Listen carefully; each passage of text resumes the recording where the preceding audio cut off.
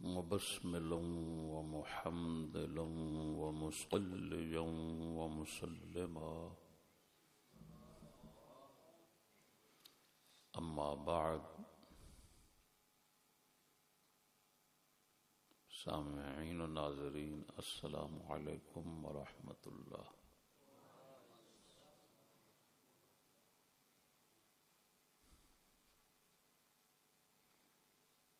ہم نے بعون اللہ تعالی چند دن قبل پنڈی کے حالیہ مناظرہ پر تبصرہ کیا تھا فریقین پر۔ اب ہم جس موضوع پر کلام کرنا چاہتے ہیں وہ ہے تاجدار گولڑا رضی اللہ تعالی عنہ کے کلام میں وقوع خطا کا مسئلہ محاکمہ، یعنی کیا تاجدار گولڑا کے کلام میں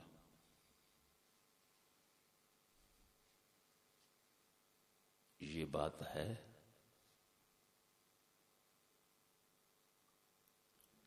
کہ باغ فتح کے مسئلہ میں خصوصاً مطالبہ کے وقت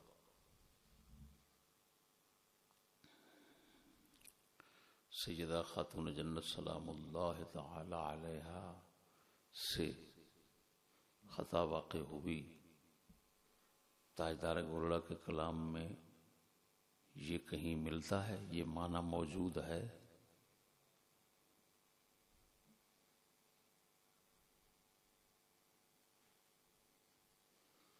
تو ایک فریق قائل ہے موجود ہے، دوسرا فریق شد و مد کے ساتھ انکار کرتا ہے۔ بندہ ناچیز بطور محاکمہ تاجدار گولڑا کے کلام میں یہی معنی ثابت کرتا ہے اور بالکل آسان اور علمی طریقے کے ساتھ، یعنی آپ کے کلام میں وقوع خطا کی بات موجود ہے، اور جو ایک فریق راولپنڈی میں مناظر اچھل اچھل کر قیامت تک کا چیلنج کر رہا تھا کہ کہیں تاجدار کے گولڑا کے کلام میں یہ قیامت تک نہیں دکھا سکتے، اس بیچارے کی علوم سے خصوصاً منطق سے ناواقفیت آپ کے سامنے آ جائے گی۔ حقیقت تو یہ ہے کہ فریقین میں ضد ہے ایک دوسرے کی، اور ضد مارنے کے لیے دین کو استعمال کرتے ہیں، یہ منافقت ہوتی ہے۔ ضد مارنا دین کے پردے میں یہ غلط ہے، اللہ تعالیٰ کو غضب آتا ہے اس پر۔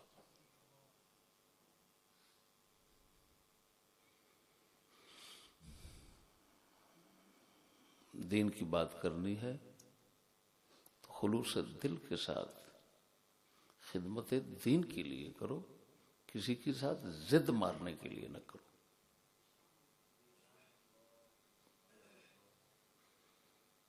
اب میں اس محاکمے میں دو حصے بنا رہا ہوں۔ پہلے حصے میں تاجدار گولڑا کے کلام میں وقوع خطا ثابت کروں گا، اور اس کے ساتھ بحر العلوم لکھنوی رحمہ اللہ کی فواتح الرحموت سے یہی وقوع خطا کا مسئلہ بالکل آسان لفظوں میں، واضح لفظوں میں ان کے کلام سے سمجھاؤں گا، بحر العلوم لکھنوی کے کلام سے۔ تو سمجھو وقوع خطا کے قائل تاجدار گولڑا ہی خالی نہیں، ان سے پہلے علامہ بحر العلوم لکھنوی رحمہ اللہ وہ بھی تھے، اور انہوں نے یہ ساری بحث فواتح الرحموت شرح مسلم الثبوت میں فرمائی ہے۔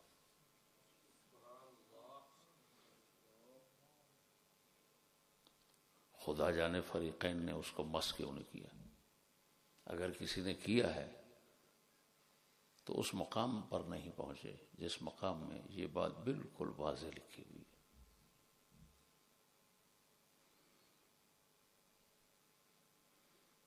اور اس کے ساتھ ادھر ادھر کے منہ مارنے والے بیچارے جو ہیں نا، ان کی ممبروں پر بیٹھ کر جاہلانہ، انتہائی جاہلانہ گفتگو، اور اتنے اتنے بڑے مسائل میں امام اپنے آپ کو دکھانے کا حال بھی آپ کو دکھائیں گے، جیسے حنیف قریشی۔ حقیقت ہے ایسے لوگوں کو آگے کرنا، اپنا ترجمان یا وکیل بنانا، سمجھو اپنی تباہی ہے۔ تو سب سے پہلے تاجدار گولڑا کے کلام کی بات کرتے ہیں کہ وقوع کیسے ہے اس میں۔ یہ بالکل آسان بات ہے، لیکن افسوس ہے کہ جس نے یہ مسئلہ چھیڑا اس بیچارے کے پاس اتنا علم ہی نہیں تھا کہ اپنے آپ کو اس مسئلے سے صاف نکال کر لے جاتا۔ دو طرح سے بات ہے یہاں، ایک ہے امکان وقوعی کی بات،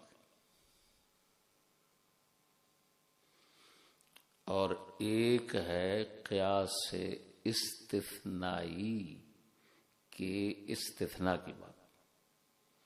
امکان وقوعی کی بحث یہاں پر چھیڑی جائے تب بھی وقوع ثابت ہوتا ہے، اور اگر قیاس سے استثنائی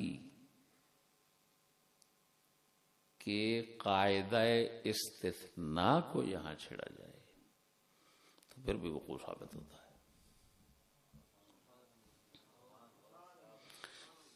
امکان جو ہے نا، مولویوں کو اس کا علم نہیں ہے، شاذ و نادر کوئی بندہ ہو جو اس کو جانتا ہو کہ امکان کی تقریباً 9 یا 10 قسمیں ہیں۔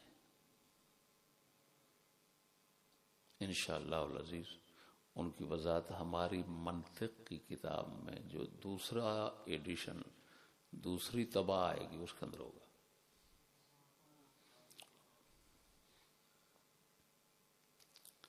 میرے بھائیو، امکان وقوعی سے کیسے ثابت ہوتا ہے؟ یہ بالکل حقیقت ہے کہ تاجدار گولڑا امکان وقوعی کی بات کر رہے ہیں،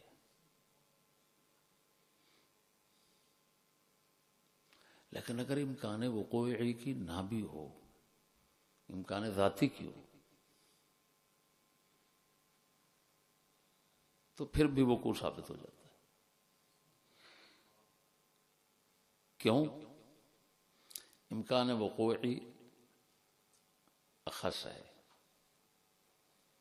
امکان ذاتی عام ہے، اور اخص میں عام ضرور ہوتا ہے۔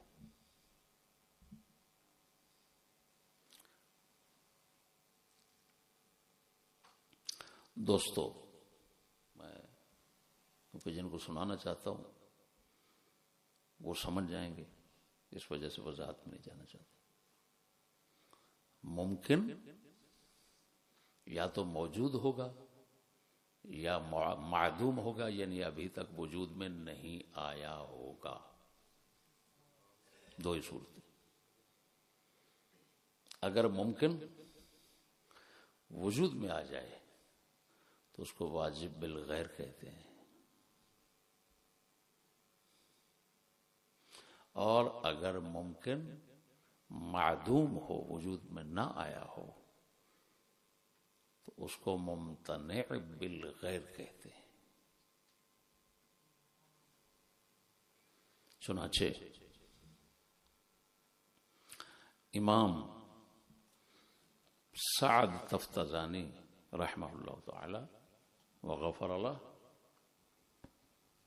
شرح المقاصد میں واجب ممتنع کی بحث میں فرماتے ہیں لأن كل ممکن فهو اما موجود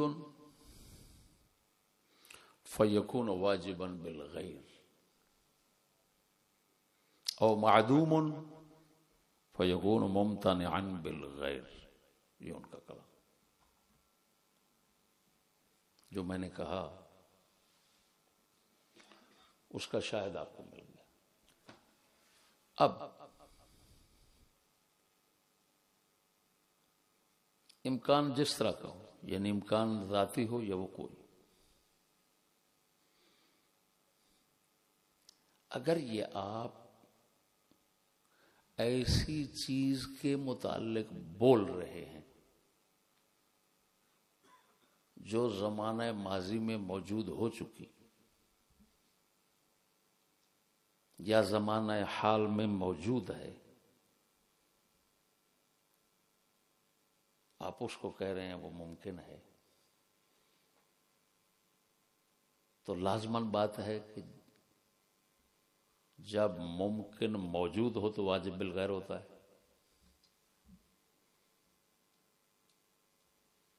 تو آپ کا ممکن کا لفظ جب ایسی چیز کے متعلق ہو جو کہ واقع ہو چکی ہے،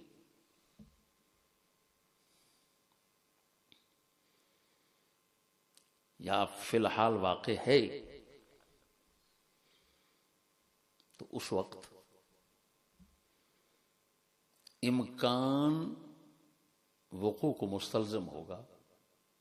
کیا مطلب؟ جب امکان بول رہے ہیں تو آپ کا مطلب ہوگا وقوع، کیونکہ وہ تو ہے، موجود ہے۔ ہاں اگر امکان ہے وہ کوئی مستقبل کے متعلق ہو جو چیز موجود نہیں ہے، تو کیونکہ وہ تو ابھی ممتنع بالغیر ہے،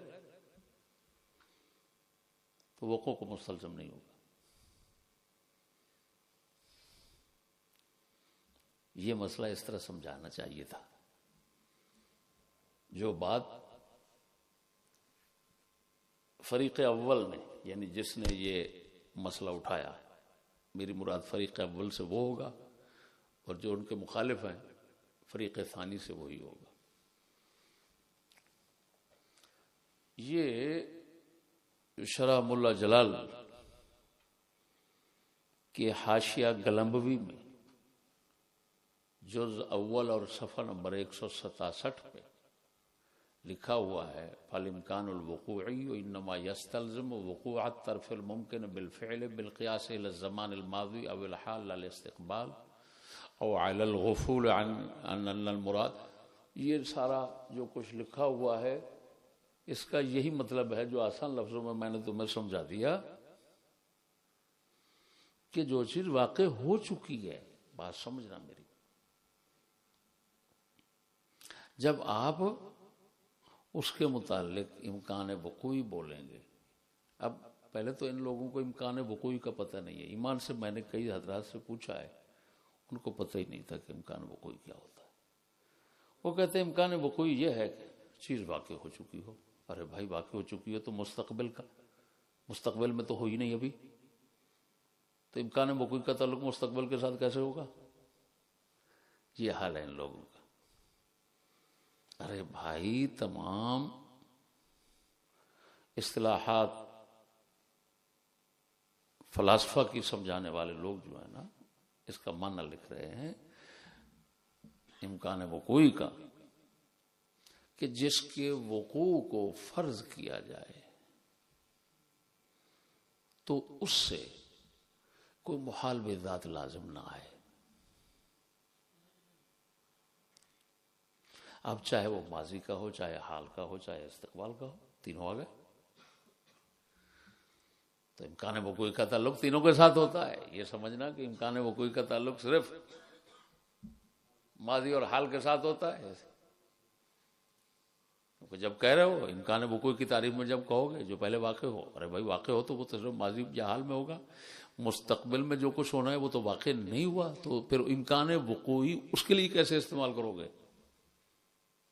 میری بات سمجھے کہ نہیں؟ بتاؤ کتنی بڑی جہالتیں. تو امکان وقوع کی سمجھ آ گئی. اب جو تاجدار گولڑا فرما رہے ہیں، آپ کی عبارت ساری سناتا ہوں. اس موضوع پر عبارت ہوں، اس موضوع پر اور دلیل جو فریق مخالف کی طرف سے دی جاتی ہے وہ یہ ہے کہ اللہ تعالی نے بموجب آیت تطہیر اہل بیت علیہم الرضوان کو پاک گردانا ہے. لہذا سیدۃ النساء رضی اللہ تعالی عنہا فدق کا دعویٰ کرتے ہوئے، فدق نہیں لفظ فدق ہے، حافظ رحمہ اللہ نے فتح الباری میں لکھا،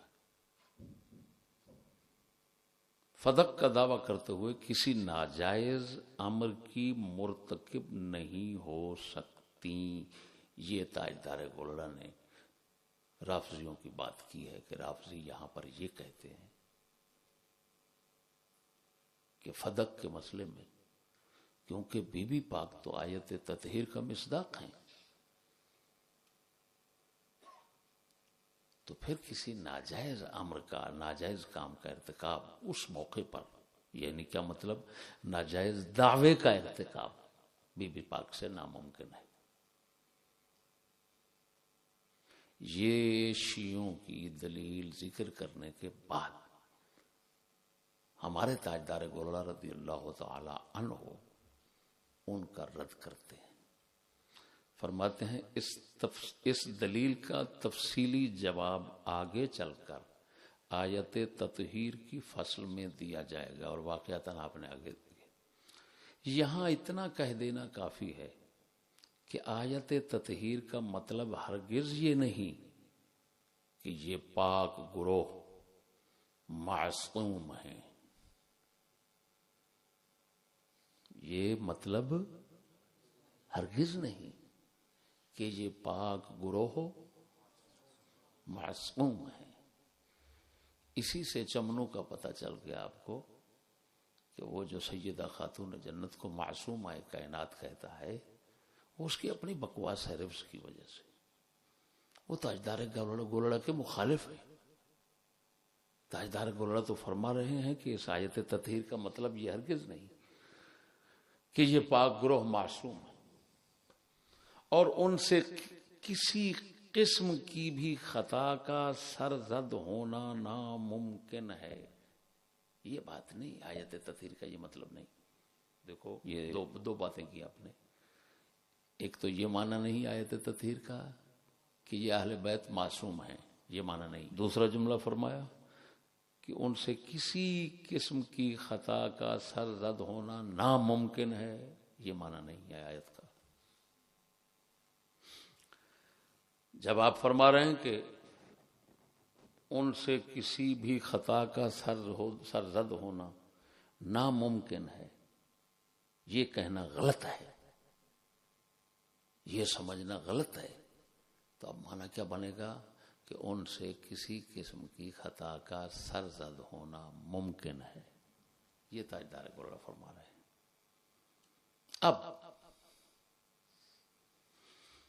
جس کو آپ ممکن کہہ رہے ہیں، خطا کا سرزد ہونا ممکن ہے، تاجدار گولڑا جو فرما رہے ہیں اور ناممکن ہونے کا رد کر رہے ہیں،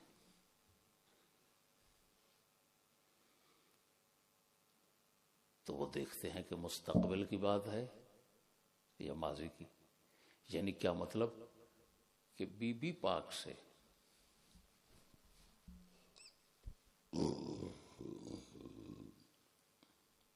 مسئلہ فدق میں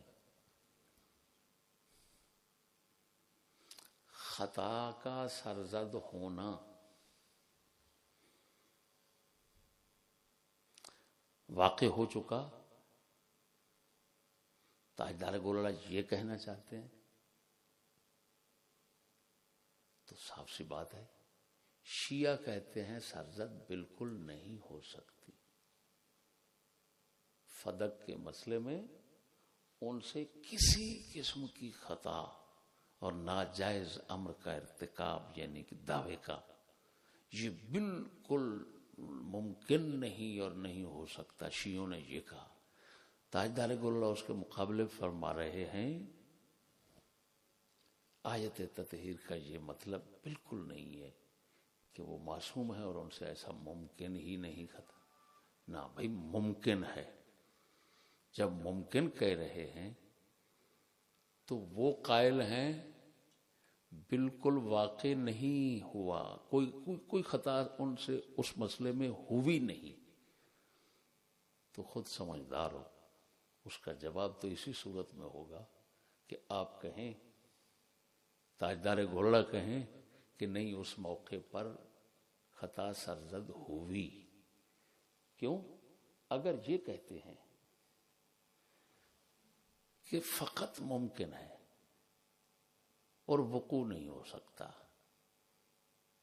تو اس کے تو قائل اس کو کہیں گے پھر امکان عقلی، اس کے تو قائل شیعہ بھی ہیں۔ تو تاجدار گولڑا نے جواب کیسے دیا؟ وہ تو اگلا کہے گا، فریق مخالف کہے گا اس کے تو ہم بھی قائل ہیں۔ تو ہمارا تاجدار گولڑا کوئی بچے تھوڑے تھے کہ جواب نہ بنا سکیں، انہوں نے جواب بنایا۔ کس طرح بنایا؟ انہوں نے کہا کسی طرح کی خطا اور دعوی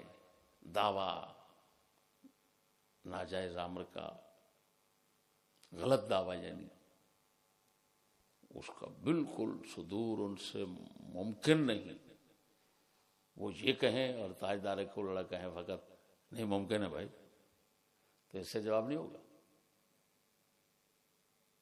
جواب کس سے ہوگا؟ کہ وہ کہتے ہیں کوئی وہ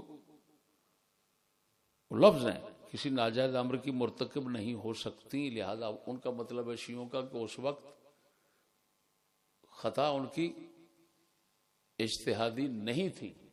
تاجدار گولڑا نے فرمایا خطا اجتہادی ہے۔ کیوں؟ کہ وہ کہہ رہے ہیں ممکن، اور ممکن کے لیے کیا قاعدہ تھا کہ اگر کام واقع ہو چکا، چیز ماضی میں واقع ہو چکی یا حال میں واقع ہو چکی، پھر اس کے متعلق آپ امکان کا لفظ بولتے ہیں تو اس کا مطلب وقوع ہوگا۔ مستقبل کے متعلق اگر کہتے ہیں تو وقوع نہیں ہوگا۔ تو امکان وقوعی کے قاعدے سے تاجدار گولڑا کے کلام سے وقوع ثابت ہو گیا، لیکن اس سے میں زیادہ ظاہر، جس کو کسی فریق نے نہیں چھیڑا، جو اظہر ہے بالکل قاعدے کے لحاظ سے، منطق کے لحاظ سے، اور پوری دنیا میں اس پر اتفاق ہے، وہ کیا کہ قیاس سے استثنائی جو ہوتا ہے، کیا اس میں عین مقدم کا استثناء کرو تو عین تالی نتیجہ آتا ہے، اگر نقیض تالی کا استثناء کرو تو نقیض مقدم نتیجہ آتا ہے۔ یہ بالکل دنیا میں منطق کا ضابطہ اور قاعدہ کلیہ ہے، سب کو تسلیم ہے۔ اب تاجدار گولڑا کیا فرما رہے ہیں آخر میں؟ اس کا مطلب یہ ہے کہ اگر، یعنی آیت تطہیر کا مطلب یہ ہے کہ اگر بمقتضائے بشریت ان سے، یعنی اہل بیت سے کوئی خطا سرزد بھی ہو تو وہ عفو و تطہیر الہی میں داخل ہوگی۔ اب ظاہر بات ہے اگر بمقتضائے بشریت، اگر کلمہ شرط ہے،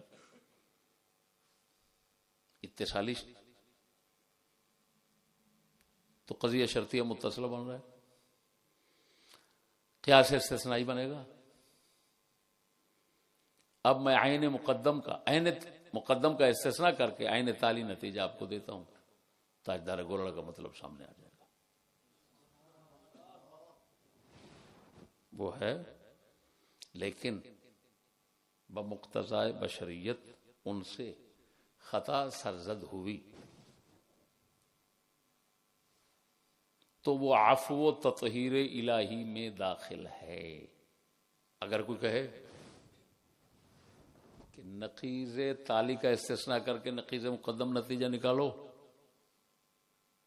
میں یہ نکالنا چاہتا ہوں، اگر کوئی بندہ کہے تو اس بے وقوف سے کہیں گے بے وقوف یہ نتیجہ تو نکال لے گا، لیکن تاجدار گولڑا کا کلام محمل ہو جائے گا شیعہ کا جواب دینے میں. اگر تاجدار گولڑا کو نعوذ باللہ من ذالک شکست خوردہ دکھانا چاہتے ہو تو نکالو، جو مقالہ ملتے ہو ملو، جو بربادی لاتے ہو لاؤ. پھر خالی وہ نہیں، تم بھی گئے، سب گئے، پھر تو بنے گا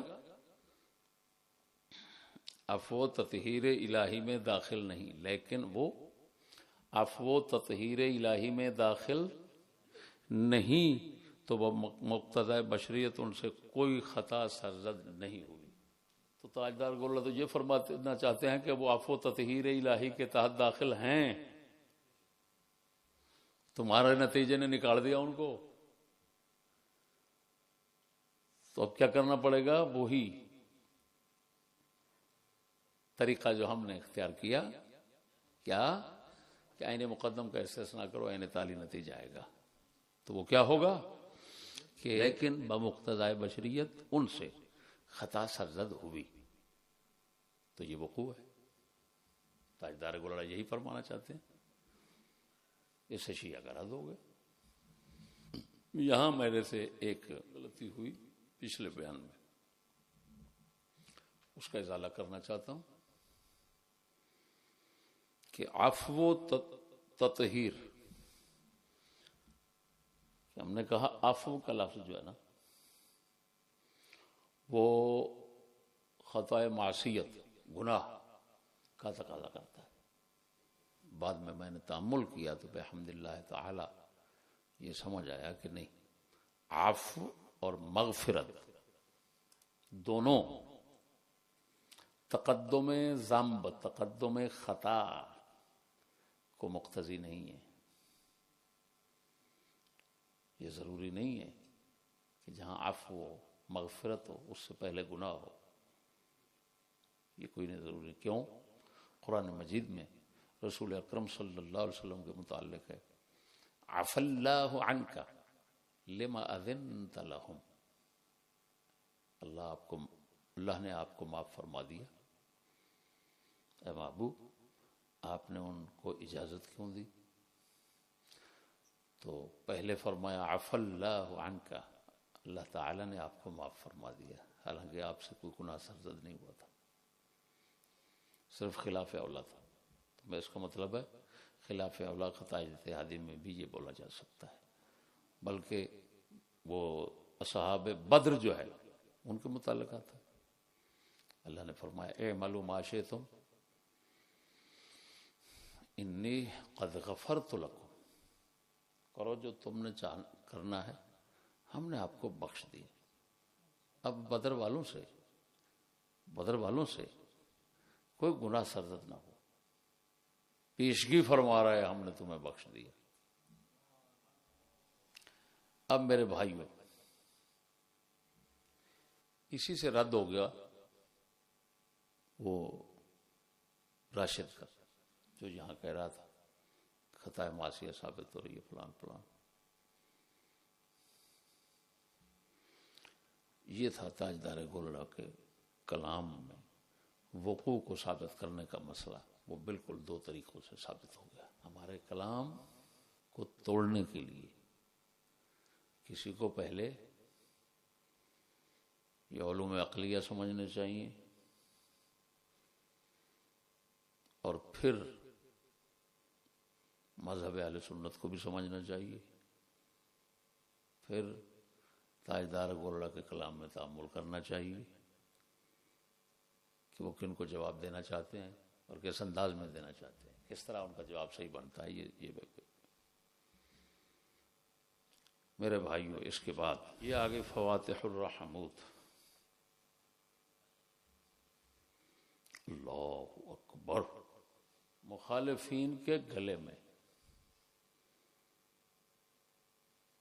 یہ سخت ترین مضبوط کانٹا، جو ان کے کلام کا کانٹا بھی آپ کو دکھاؤں گا، وہ کسی طرح بھی نیچے اترنے کا نہیں ہے. یہ معصومیت کا نظریہ رکھنے والے جو ہیں نا مترفضہ، ان کا اس کو ہضم کر جانا ممکن نہیں. کلام دیکھیں کس درجے کا ہے. اللہ، اگرچہ کچھ حصہ اس کا میں چمنوں کے رد میں پیش کر چکا ہوں، اور وہ بیچارہ عاجز ہو کر اس نے اس کو ہاتھ لگانا بھی گوارا نہیں کیا. یہ لفظ پڑھتے جائیں، اپنا سنتے جائیں اور پھر خود ہی اندازہ کرتے جائیں. وَأَهْلُ الْبَيْتِ كَسَائِرِ الْمُجْتَهِدِينَ يَجُوزُ عَلَيْهِمُ الْخَطَأُ فِي اجْتِهَادِهِمْ وَهُمْ يُصِيبُونَ وَيُخْطِئُونَ. بڑے پتہ نہیں کہاں اندھے بیٹھے ہیں. اہل بیت دیگر مجتہدین کی طرح ہے، ان پر خطا جائز ہے ان کے اجتہاد میں. جواز بمعنی امکان، اور امکان وقوعی، ماضی اور حال کے ساتھ جس کا تعلق ہوتا ہے. اس کا مطلب ہے واجب بالغیر کہہ رہے ہیں. کون ہے بڑوا مقابلے میں آئے گا؟ واجب بالغیر کہہ رہے ہیں ان کی خطا کو دیگر مجتہدین کی طرح. اگر کوئی یہاں پر ڈنڈی مارتا اور جواز کے اندر کلام شروع کر دیتا کہ جواز ہے نا، اور جواز بمعنی امکان ہے نا، تو وقوع کی بات نہ ہوئی. انہوں نے ناک کاٹنے کے لیے آگے دو لفظ اور بول دیے، وَهُمْ يُصِيبُونَ وَيُخْطِئُونَ. وہ ثواب کو بھی پہنچتے ہیں اور خطا بھی کرتے ہیں اہل بیت. اب بڑوے سے پوچھ، یہ مضارع ہے، اور مضارع کا حال کا معنی رکھنا یہ حقیقت ہے. اسی وجہ سے اِیَّاکَ نَعْبُدُ کا معنی یہ نہیں ہے کہ ہم تیری عبادت کریں گے، ہم تیری عبادت کرتے ہیں. وَهُمْ يُصِيبُونَ. اہل بیت دیگر مجتہدین کی طرح کبھی ثواب کو پہنچتے ہیں، کبھی خطا کر جاتے ہیں مسائل میں. وَكَذَا يَجُوزُ عَلَيْهِمُ الزَّلَّةُ. یہ جو معصومیت کے دعوے دار ہیں نا، ان معصومیوں کا حشر دیکھیں کیا کیا انہوں نے. وَكَذَا يَجُوزُ عَلَيْهِمُ الزَّلَّةُ. اہل بیت پر لغزش، وہ بھی اسی طرح جس طرح خطا جائز ہے اسی طرح لغزش بھی.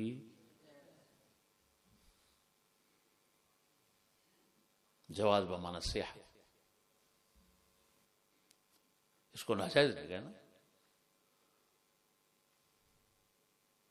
اب ذلت کی خود لغزش کی تعریف کر رہے ہیں خود. کون؟ باہر لوگ کیا فرماتے ہیں؟ وَهِيَ وُقُوعُهُمْ فِي أَمْرٍ غَيْرِ مُنَاسِبٍ لِمَرْتَبَتِهِمْ مِنْ غَيْرِ تَعَمُّدٍ. لغزش کا مطلب ہے کہ اہل بیت کا کسی غیر مناسب کام میں واقع ہو جانا بغیر ارادے کے، تعمد کے، قصد کے، یعنی جان بوجھ کر نہیں. نسیان ہو گیا، صاحب ہو گیا، کوئی اس طرح کا عارضہ ہے، اس عارضے کی وجہ سے ان کا غیر مناسب، یہ تو کافر ہو گئے نا بارہ لوگ. وہ بڑوا جو کہتا ہے کوئی، وہ خطا کہہ دیا، پتہ ہے خطا کا مطلب؟ تیری ماں کی خطا. میں اس سے پوچھتا ہوں، تیری ماں کے لیے بول سکتے ہیں کہ تیری ماں کسی امر غیر مناسب میں پڑ گئی. تو بہرحال تو یہ اہل بیت کے لیے کہہ رہے ہیں فی امر غیر مناسب لمرتبتہم، جو ان کی شان اور مرتبے کے لائق کام نہیں، اس میں ان کا پڑ جانا بغیر ارادے تعمد کے یہ ذلت ہے. تو فرمایا جس طرح خطا ان سے ہوتی ہے اسی طرح ان سے ذلت بھی ہوتی ہے، کسی غیر ان کی شان کے خلاف جو کام ہے اس میں بھی پڑ جاتے ہیں کبھی. اب آگے مثال دی، کیا بات ہے. محروم رحمہ اللہ نے مثال دی اہل بیت میں سے ایک عظیم اہل بیت، اور وہ ان کی ذلت اور خطا اجتہادی. کما وقع من سیدۃ النساء رضی اللہ تعالی عنہا من ہجرانها خلیفۃ رسول اللہ صلی اللہ علیہ وعلی آلہ وصحبہ وسلم حین منعها فتق من جہت المیراث ولا ذنب فیہ. خطا اجتہادی واقع ہونے کی مثال دے رہے ہیں یا ذلت کی مثال دے رہے ہیں. لگتا ہے ایسے ذلت کی ہے کیونکہ وقوع کی بات کر رہے ہیں، یا وہ تعریف کی ہے ذلت کی وقوع کے ساتھ. اور پھر کما واقع فرمایا جیسا کہ بی بی پاک سے یہ کام واقع ہوا کہ انہوں نے سیدنا صدیق اکبر رضی اللہ تعالی عنہ خلیفہ رسول اللہ صلی اللہ علیہ وسلم سے بولنا چھوڑ دیا، ہجران. تو یہ جو کچھ واقع ہوا ان سے، یہ ذلت ہے یا خطا اجتہادی ہے؟ تو جس طرح یہ واقع ہوا یہ خطا ہے، یہ ذلت ہے. کما واقع جیسے واقع ہوا.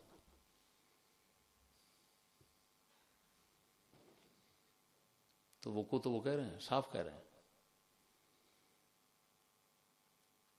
وقوع خطا، وقوع ذلت کی مثال ہی سیدہ خاتون جنت کے مسئلے کی پیش کر رہے ہیں. وہ اندھے کدھر مر رہے ہو، خدا کا خوف کرو، رافضی نہ بنو. اگر بنتے ہو تو کم از کم ہمارے مذہب کو خراب نہ کرو، بن جاؤ. لیکن یہ نہ کہو سنیوں کا مذہب ایسا ہے، ہاں یہ ظلم نہ کرو. یہاں پر میں نے چمنوں کے رد میں کہا تھا، چمنوں وقوع کے ساتھ کما واقع کا ترجمہ کرتا ہے، جو اس کی خباثت ہے. وہ ما مستریہ بناتا ہے، جبکہ ما مستریہ کے آگے من بیانیہ نہیں ہوتا. کیا کہہ رہا ہوں؟ اور یہاں آگے من بیانیہ ہے. من بیانیہ بتا رہا ہے یا ما موصولہ ہے یا موصوفہ ہے. میں نے حاشیے پہ لکھا ما موصولۃ و موصوفۃ بدلیل من ہجرانہا فإن من فیہ بیانیہ. خیر آگے چلو، میں تو حیران کر دوں ہو رہا ہوں ان کو پڑھ کر.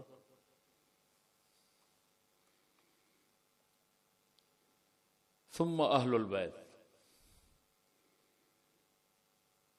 الذین اختلف فی عصمتہم امیر المومنین علی وسیدۃ النساء فاطمۃ الزہراء وسیدہ شباب اہل الجنہ ابو محمد الحسن و ابو عبداللہ الحسین، جن کی معصومیت میں جھگڑا ہے شیعوں اور سنیوں کا. وہ مولا علی ہیں، سیدہ خاتون ہیں، حسن حسین پاک ہیں. ان سب میں جھگڑا ہے. وہ ان کو معصوم کہتے ہیں، ہم نہیں کہتے، ہم محفوظ کہتے ہیں. اور وہ سب اولیاء کو کہتے ہیں، خالی ان کو تھوڑا کہتے ہیں. آگے انہوں نے کہا وہ شیعہ 12 امامیے جو ہیں، وہ ان کے بعد والے حسین کی لڑی کے جو دیگر ائمہ ہیں امام حسن بن علی عسکری تک، ان کو بھی وہ معصوم کہتے ہیں، ہم نہیں کہتے۔ اب بات بھائیو سمجھنا، عجیب بات کر رہے ہیں۔ لنا ما تواتر عن الصحابة والتابعين من انهم كانوا مجتهدين ويفتون خلاف ما افتى به اهل البيت۔ صحابہ سے متواتر ہے، یہ ہماری دلیل ہے شیعوں کے مقابلے میں۔ صحابہ سے یہ بات متواتر ہے اور تابعین سے، کہ صحابہ اور تابعین اجتہاد کرتے تھے اور فتوے دیتے تھے اہل بیت کے اجتہاد اور فتووں کے خلاف، تواتر سے صحابہ کا اتفاق ہے اور تابعین کا بھی۔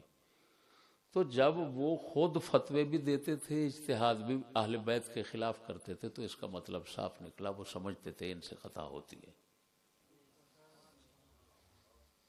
اگر نہیں ہوتی تو پھر خلاف کرنے کا کیا مطلب؟ سمجھ نہیں آ رہی۔ رسول پاک سے خطا کا وقوع برقرار رہنا، یہ جو نہیں، تو ان کی مخالفت بھی تو کوئی نہیں کر سکتا، کہ کر سکتا ہے، کیونکہ ان کو ثواب ہے، درست ہے ان کا کلام شریف۔ وَلَمْ يُنْكِرْ وَلَمْ يَعِبْ أَحَدٌ عَلَىٰ أَحَدٍ بَلْ لَمْ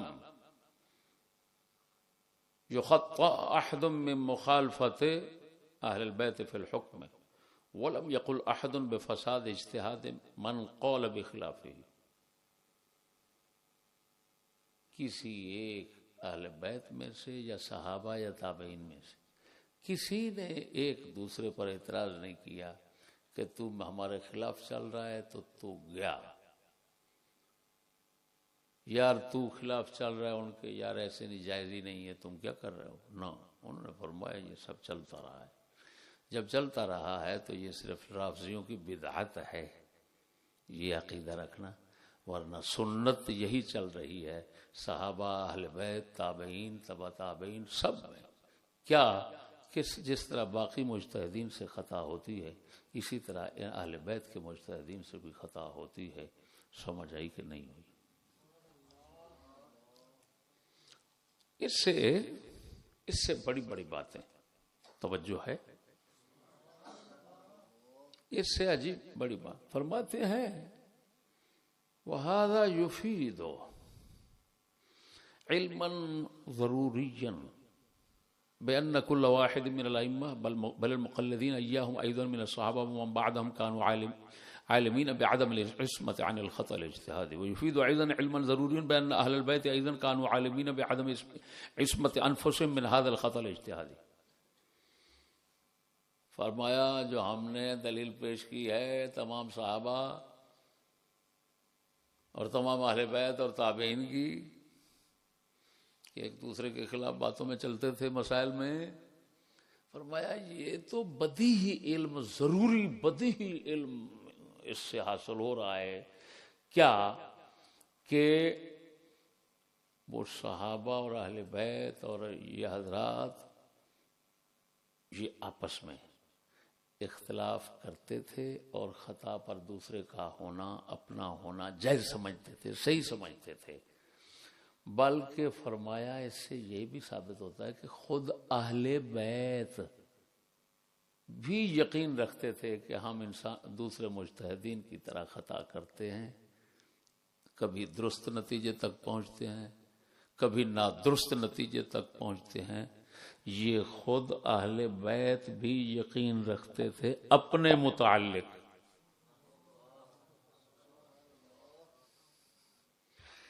کیسے عجیب وکیل ہیں وہ لوگ کہ جو ان کے اپنے علم و اعتقاد کے خلاف ان کی وکالت کر رہے ہیں۔ کیا بات! توجیہ القول بما لا یرضی بہ قائلہ، اسی کو کہتے ہیں۔ خیر،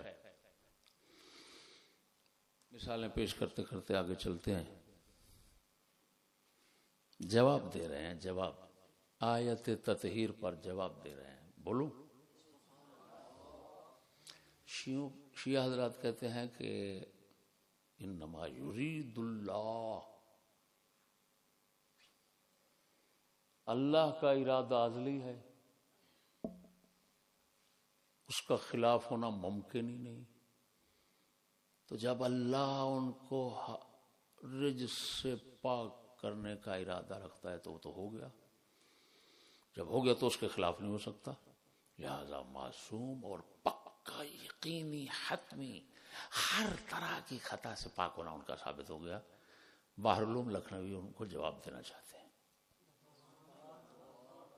کیا جواب دے رہے ہیں؟ کیسا، کیا بات ہے؟ فرماتے ہیں اتنا تمہیں تمیز نہیں، یہاں ارادے سے مراد ارادہ تکوینی نہیں، ارادہ تشریعی ہے، جس کا مطلب ہے اللہ پسند فرماتا ہے. کیا؟ اللہ پسند فرماتا ہے.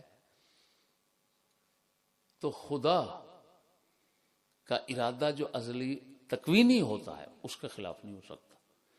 جو اس کا ارادہ بمانا پسند ہے اس کے خلاف تو روزانہ ہو رہا ہے. وہ پسند کرتا ہے نیکیوں کو اور جہان میں کیا ہو رہا ہے؟ برائیاں. اب سمجھ آ گئی؟ یہ بحرالعلوم نے جواب دے دیا شیعوں کو کہ تمہارا ارادے کو ارادہ یہاں پر ازلی سمجھنا، تکوینی سمجھنا، جس کے خلاف نہیں ہو سکتا، محال ہے، وہ سمجھنا تمہاری بے وقوفی ہے. یہ ارادہ تشریعی ہے.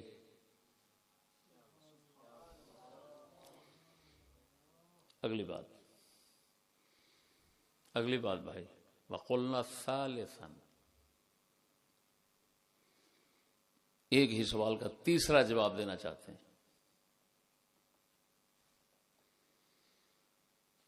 الرجس الذنب، قرآن پاک میں نا یذہب، انما یرید اللہ لیذہب عنکم الرجس. کیا معنی ہے رجس کا؟ پلیدی. کیا معنی ہے؟ تو فرمایا پلیدی سے مراد یہاں پر ذنب گناہ ہے. پلیدی وہ ہوتا ہے.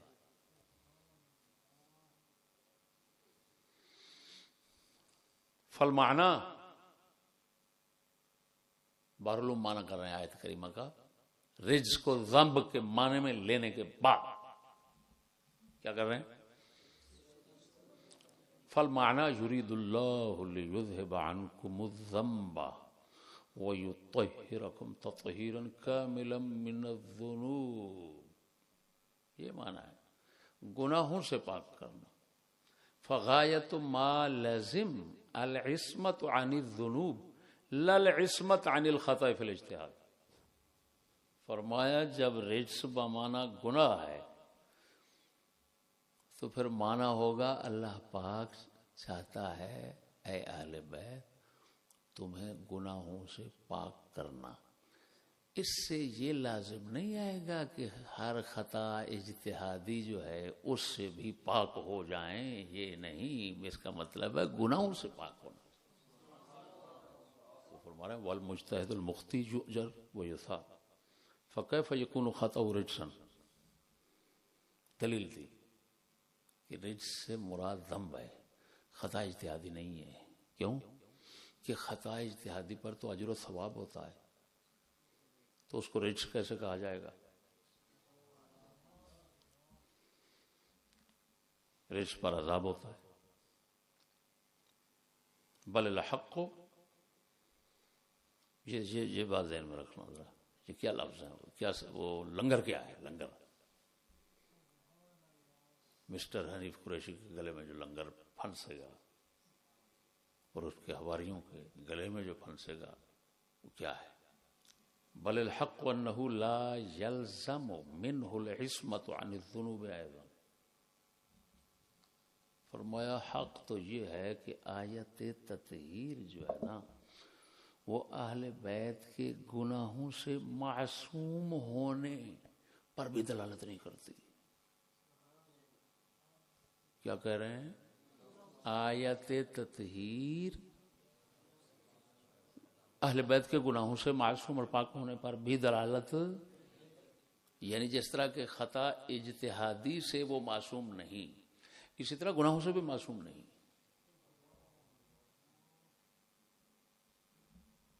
دیکھیں دلیل کیا ہے.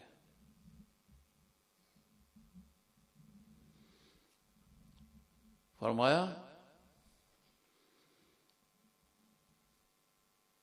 فَإِنَّ إِذْهَابَ الشَّيْءِ يَقْتَضِي وُجُودَهُ اولا فلا يلزم العصمہ. فرمایا اللہ فرما رہا ہے اللہ چاہتا ہے تم لوگوں سے رجس یعنی گناہ کو لے جائے. کیا کرے؟ تو فرمایا لے جانا چاہتا ہے کہ پہلے ہوں. جب آپ کہتے ہیں میں آیا اور فلاں جگہ سے فلاں بندے کو لے گیا تو بندہ وہاں موجود تھا تو آپ لے گئے نا. تو فرمائے خدا تو فرما رہا ہے لے جانے کا ارادہ ہے. تو اذہاب جو ہے وہ تقاضا کرتا ہے ہونے کا اولن، لہذا اس سے عصمت گناہ سے بھی ثابت نہیں ہوتی، اور یہی مذہب اہل سنت.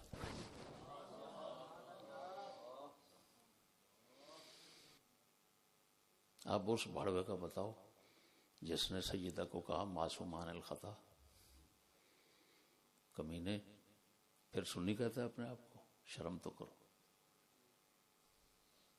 اتنا دیدہ دلیری.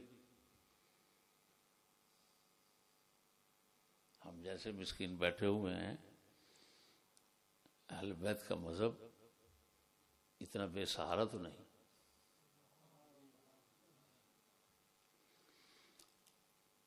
یہ میرے دوستو ان کا کلام تھا بحر العلوم رضی اللہ تعالیٰ عنہ کا. اس سے بھی وقوع خطا اجتہادی کا صاف لفظوں میں ثابت کر دیا.